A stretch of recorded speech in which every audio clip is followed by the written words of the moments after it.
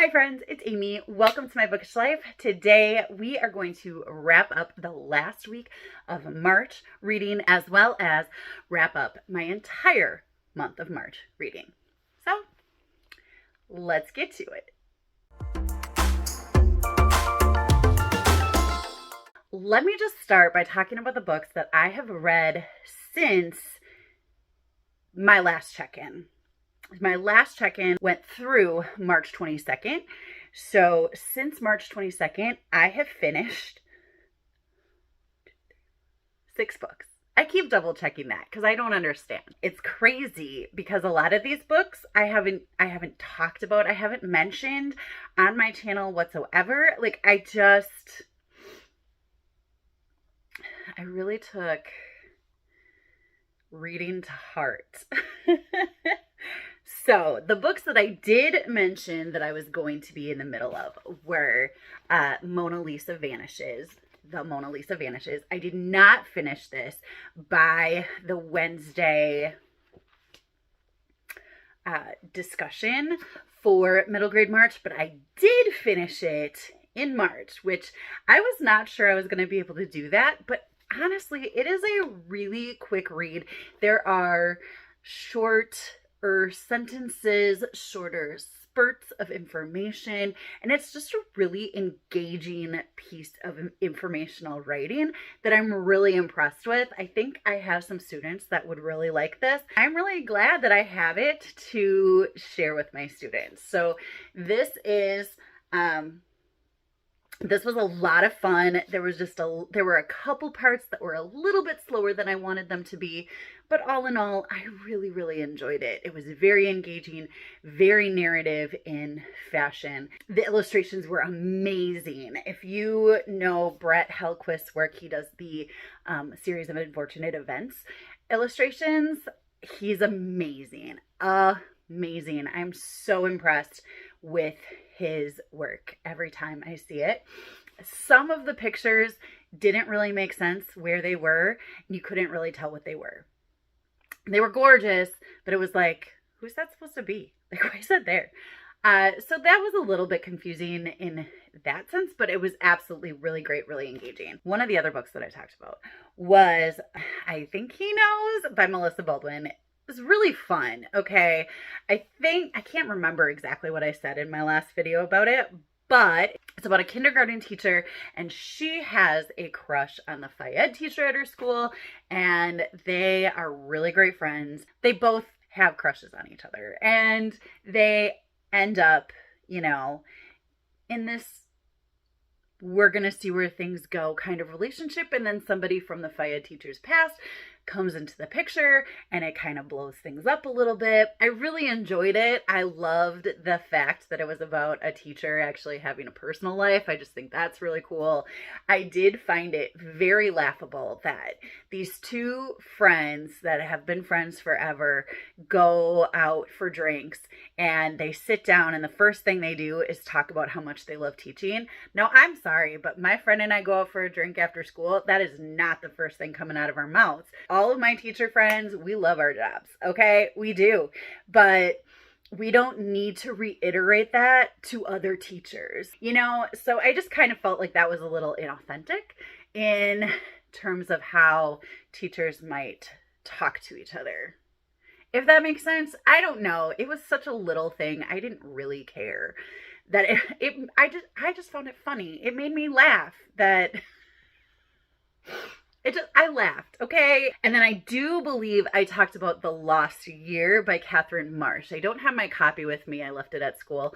The Lost Year by Catherine Marsh is phenomenal. This was recommended to me by Lindsay from Lindsay's Little Library for my 12 recommendations by 12 friends Instagram challenge, and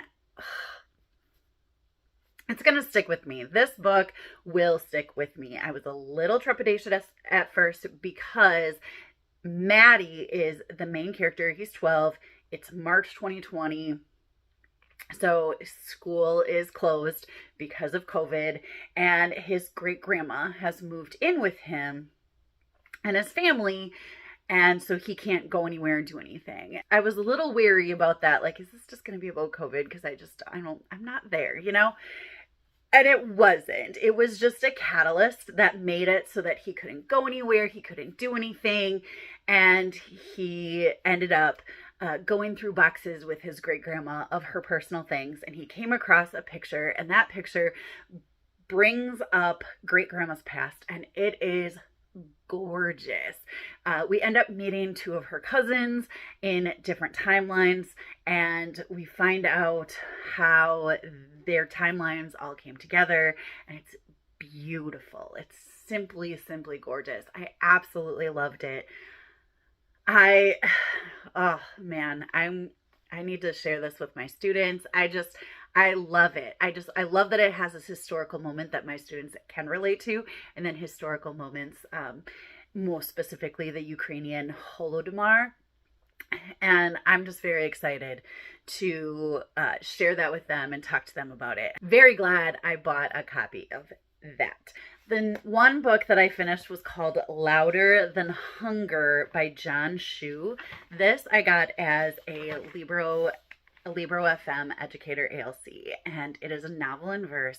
It is about a young man named Jack who is loosely based on John himself, who struggles with anorexia nervosa, and he actually is in treatment facilities throughout his struggles. It's really a fabulous look into the mind of somebody that struggles in those ways.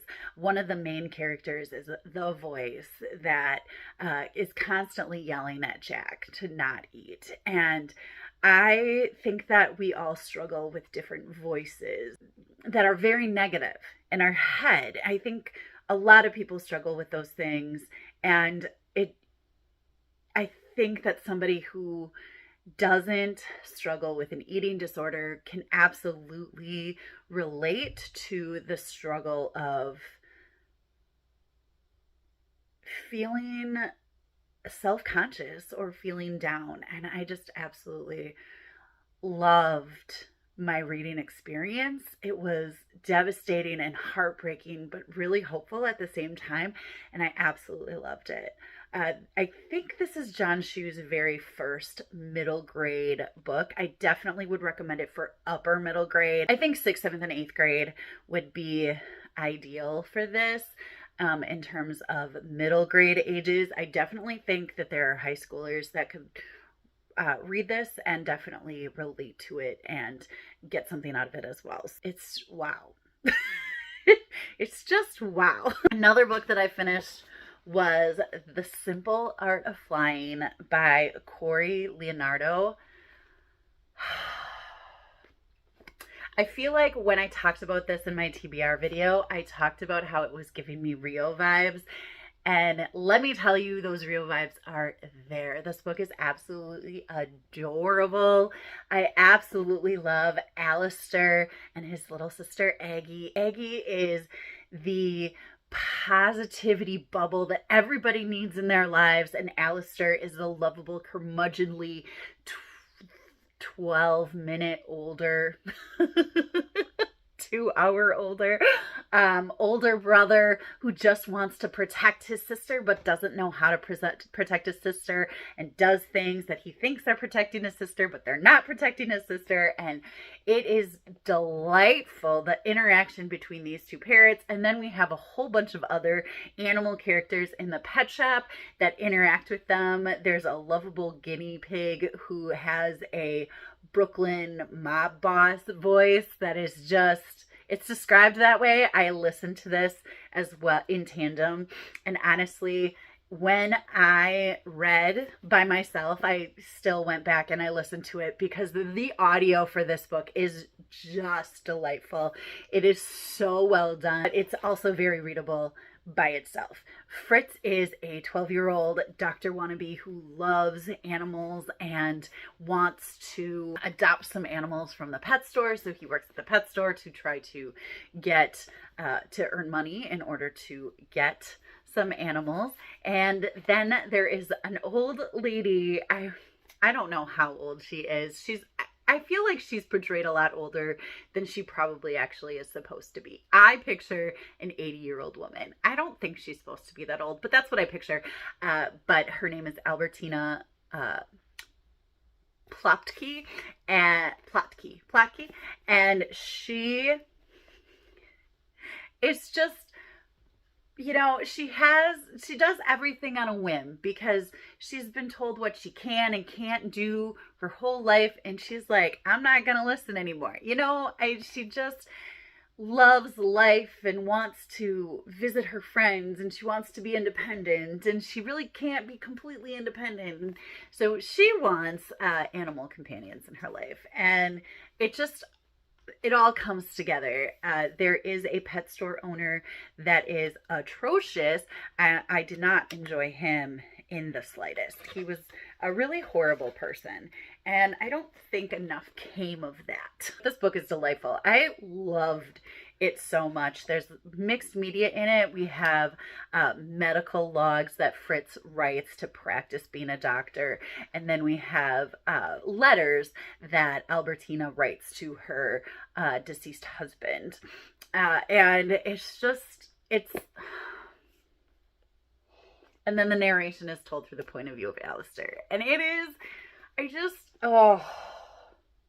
I really loved this. It so lived up to everything that I wanted it to be. The whole time I was watching it, I felt like I was watching a movie. I loved this book so much. I really loved it. I would maybe go as low as third graders could handle some of the themes in here. There is definitely a conversation that can be had about an abusive pet store owner, and you know, some other older themes that would probably go over their heads. They'd probably be okay with it. So I would definitely say third, fourth, fifth, sixth, you know, maybe seventh and eighth. It depends on how into the whole animal talking business they would be. I think if they would like that, they would like this. I think this is top notch. And it was a debut. I read this for the debut prompt for middle grade March, and it's gorgeous. It's just gorgeous. I loved it so much. Take notes. This book is delightful. Also, in case you don't want to take notes and you just want to click on a link, I signed up to be an Amazon affiliate, so I will have links to all these books in my description that will take you right to them. I do get a tiny commission, I guess, if you use those links. I don't really know. I just thought that it would be an interesting thing to sign up for. And then I think that, oh no, that's not it. That was only 5. Okay, the last book that I finished a read aloud with my 8th graders. This was a gamble, okay? I received a digital arc of Thread of Dreams by Emily Marnett from Owl's Nest Publishing, and I read the synopsis to my 8th graders, and they were like, that sounds good. Let's read it. And I was like, well, I haven't read it yet. Like, I don't know about that. And they were like, let's do it. And I was like, okay, I really feel like I can trust Owl's Nest Publishing. They're a very small boutique publishing group, and I really just feel like I can trust them to give me really quality books. So I started reading Thread of Dreams with my 8th graders. Now, Thread of Dreams is a science fiction fantasy that takes place in a faraway planet called Lyra, where a seam has been opened, a rift has been opened between Earth and this planet, and humans walked to this planet. And then as they were on this planet, they developed these abilities and became their own species.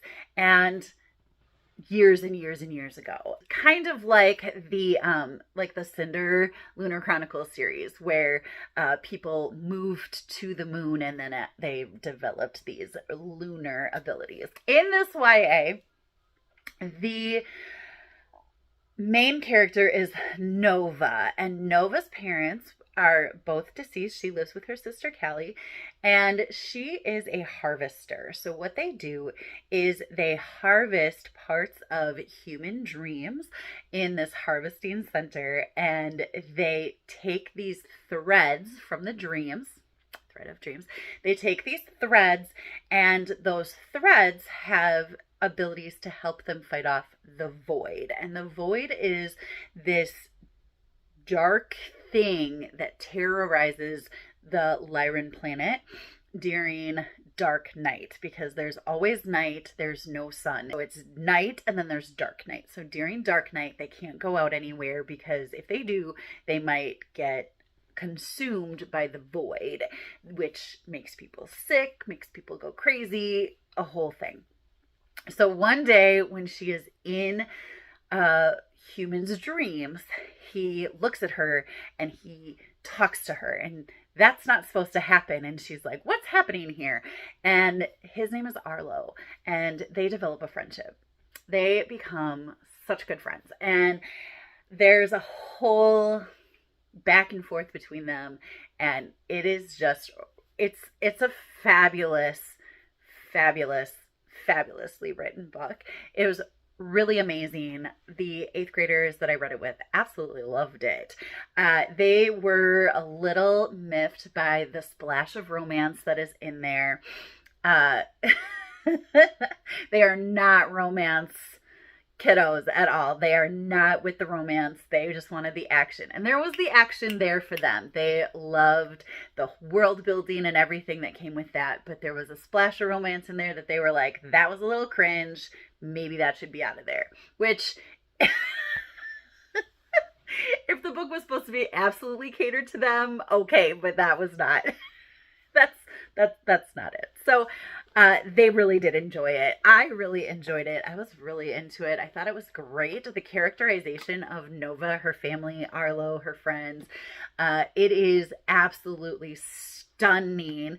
There are poems from Arlo's point of view, and those poems are just beautifully written, absolutely fabulous. I really loved it, and I loved being able to discuss the components with my students. They made great connections and really got into it, and it was wonderful. It was a wonderful experience. Halfway through, I ordered my copy to have in my classroom and be able to read to my students in future years. This will be in my read aloud rotation. I loved it. Fabulous. Highly recommend.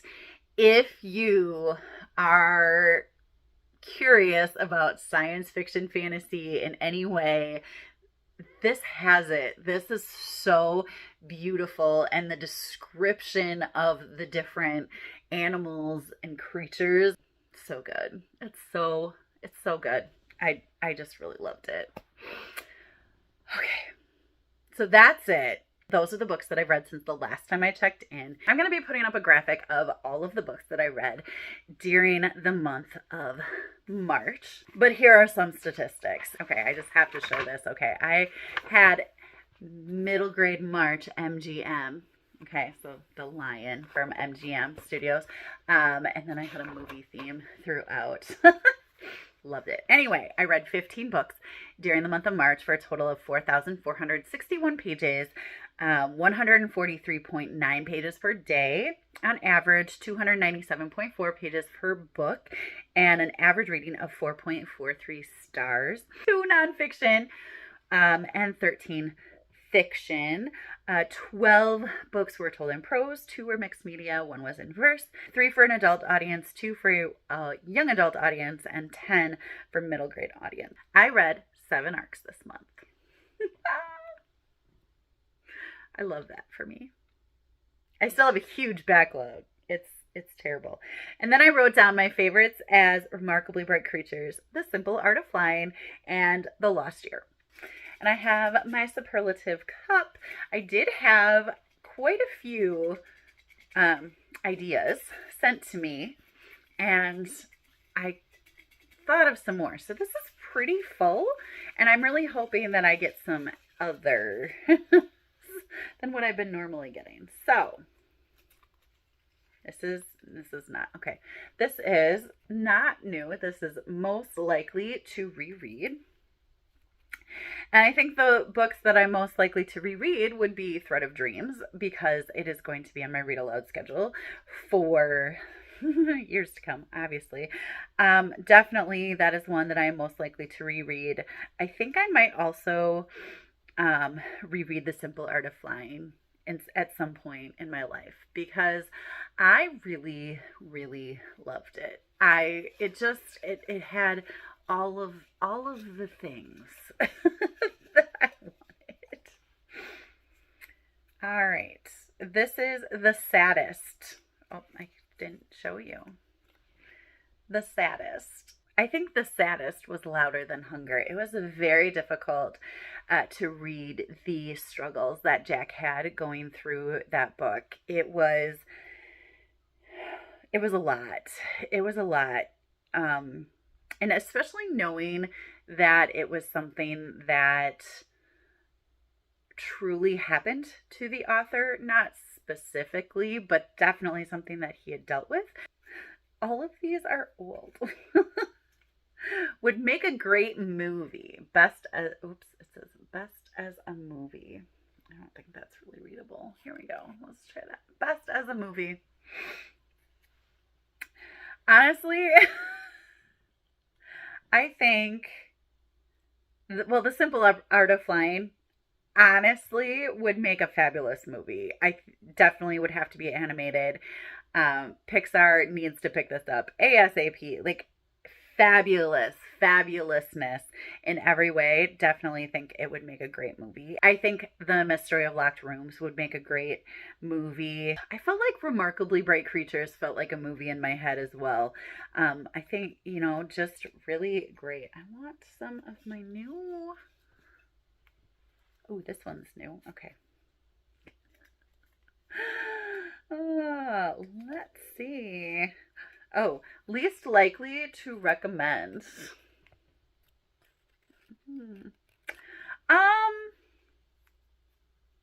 Honestly, I don't think I wouldn't recommend any of these books. I think that I would be careful on who I recommend Louder Than Hunger to. I think that there's a lot of themes in there that would be very difficult for younger readers especially, and even upper middle grade. I think that they would need to, want to make sure that they have an outlet to discuss the book with, because it is full of very strong emotions in a lot of instances.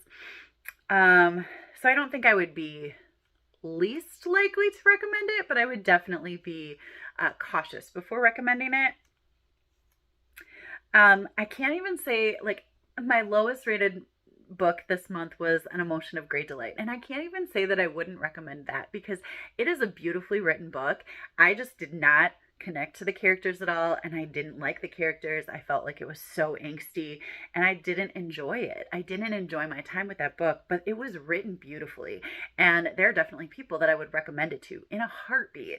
So I can't say that I wouldn't recommend it because there are people that I can see really enjoying it. So I don't even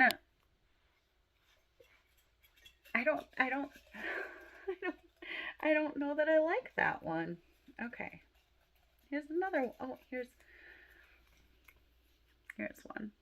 I'm just gonna keep going for a little bit. Best main character. Oh man, that's crazy. I loved Alistair, the Gray Parrot. He was a great character. I love his intention, his curmudgeonliness, and there was a lot to love about Alistair, but he was also a little frustrating, honestly.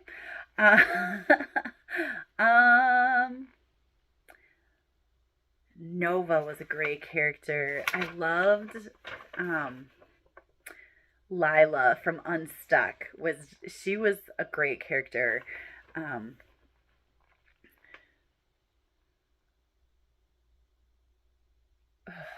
So many great characters. I can't. Like, how do you choose a good character? Lots of great characters. I didn't write down the main character in A Million Ways to Home. She was a great character too. I really liked her. She made some sketchy decisions, but she was a really great character, and she grew a lot through the book, which is always really good to have a dynamic character. Oh, least likable. This is also one of the new ones. Least likable main character. I have to say, it's Shadi from An Emotion of Great Delight. I feel like she had some bad stuff coming at her, but the stuff that she complained about was not. Like, she was angsty about a bunch of stuff, and I was like, you got bigger problems. Like, why are you complaining about that? I don't know. Like, she grated on me. I did not enjoy her in the slightest. I don't know if you're supposed to like her, though. I'm not sure. And Cameron in Remarkably Bright Creatures, I did not like that kid. He wasn't a kid. He was in his 30s. I didn't like him when he first came on the scene. He really turned around, though. I really liked him at the end of the book, but I did not like him when he first got there. So, oh, how many was that? Oh, I did like 6. I was just having so much fun. All right, that's all I have for you for today. I hope you enjoyed this video. Let me know down in the comments any of your thoughts on any of the books that I talked about, any of the things that I said. I would love to hear from you. I love to chat with you down in the comments. Commenting, liking, and subscribing really help my channel grow, and I really appreciate it. I hope you're finding something wonderful to read, and until next time, happy reading. Bye!